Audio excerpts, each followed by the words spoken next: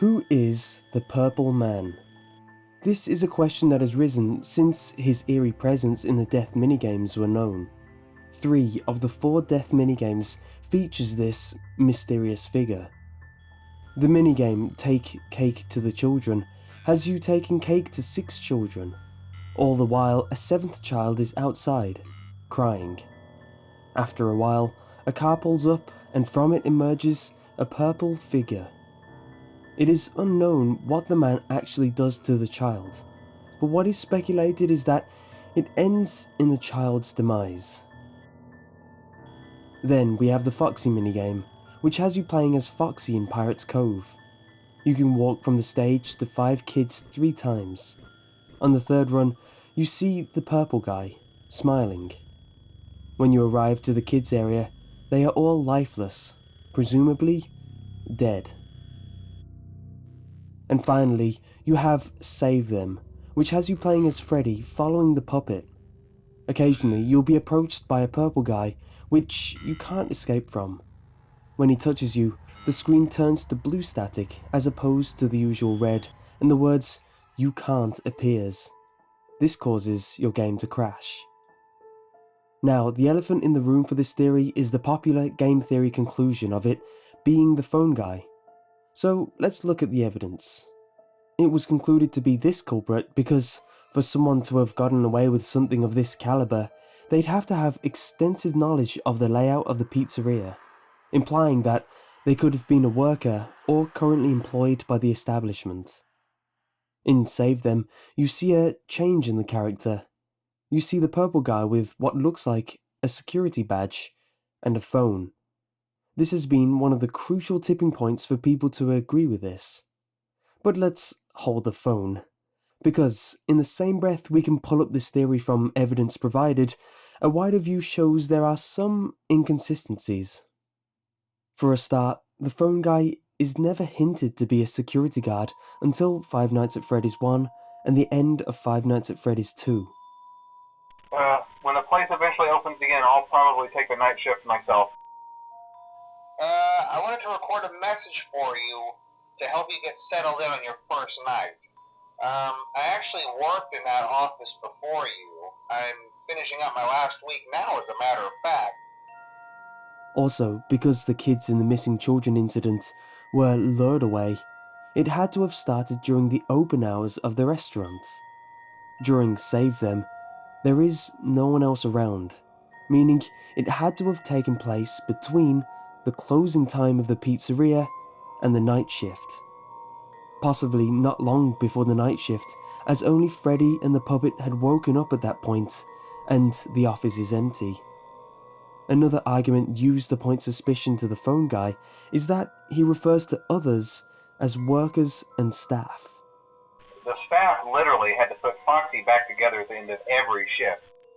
But the characters have been acting very unusual, almost aggressive toward the staff.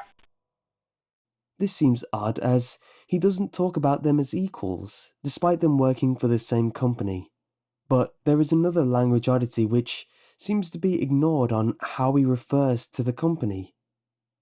He doesn't say they. Some kind of criminal database so they can detect a predator a mile away. Heck, we should be paying them to guard you.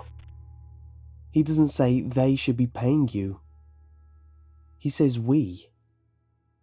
On top of this, he's training you, having a lot of knowledge about how things in the company work, having a lot of knowledge about many things in the company, including some of the more behind-the-scenes things, such as the progress of the animatronics builds.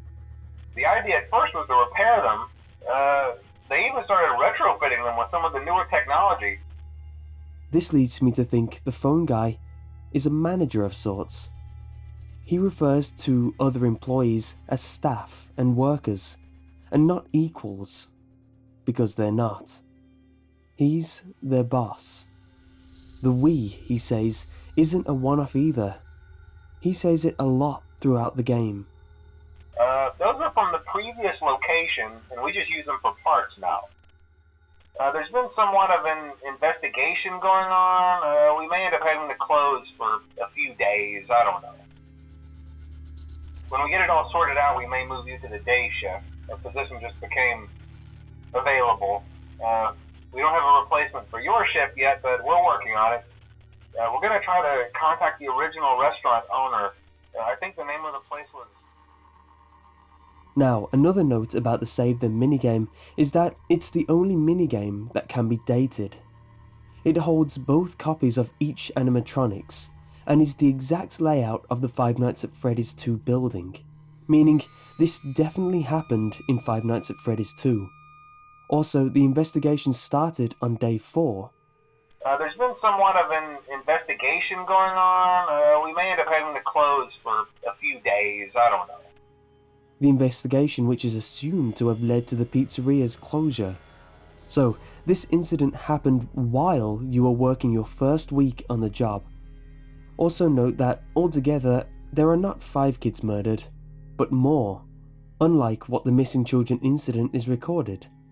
There are 5 in the Foxy minigame, 1 in the Take Cake to the Children, and a number of scattered bodies during Save Them. But what if the events of the Death minigames aren't lined up like we think? So, picture this. During the events of Five Nights at Freddy's 2, specifically the evening of day 2.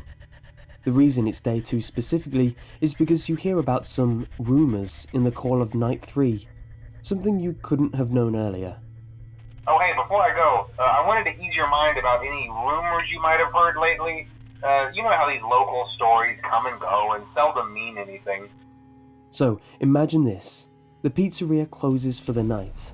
Someone uses a yellow Freddy suit, as described by the phone guy in night 6, to lure children to the back room. What happened to those kids is still unknown. The Freddy animatronic wakes up as night approaches and starts to wander the halls as he's programmed to. While walking, a gruesome scene presents itself. During this walk, he bumps into the culprit. The culprit is holding a phone. The phone which has led many to believe that it is the phone guy. But if there's one thing I've learned from Five Nights at Freddy's, it's don't assume. If you look on your desk during the game, you will see there isn't a wired phone. So, how are you being called in the first place? Well, in the era the games are set, mobile phones were just being introduced. For the stationary job of the night shift, it's something that can be overlooked and not noteworthy. But for the day shift, where you have to be mobile, it's what would be a great investment for the company.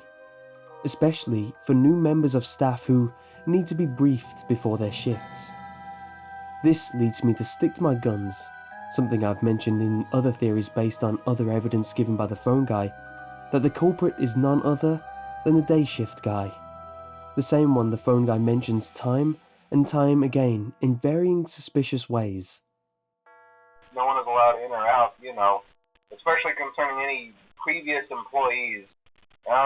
When we get it all sorted out, we may move you to the day shift. A position just became available. You'll notice through playing the game that from night 4 onwards, the game becomes increasingly difficult. The phone guy mentions that someone may have tampered with the animatronic's facial recognition systems. Someone may have tampered with their facial recognition systems? We're not sure. But the characters have been acting very unusual, almost aggressive toward the staff. They interact with the kids just fine, but when they encounter an adult, they just stare. When better to do this than after closing time, when the only person on would be the security guard, and before the night shift.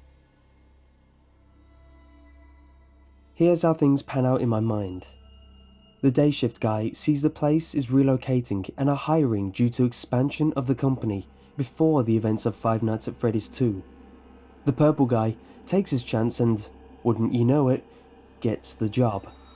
He figures out you can't wear any of the animatronic outfits, but there is one costume, maybe for if the power goes out on the robots or to walk the shop floor, but either way, this costume doesn't have crossbeams, wires, and other components.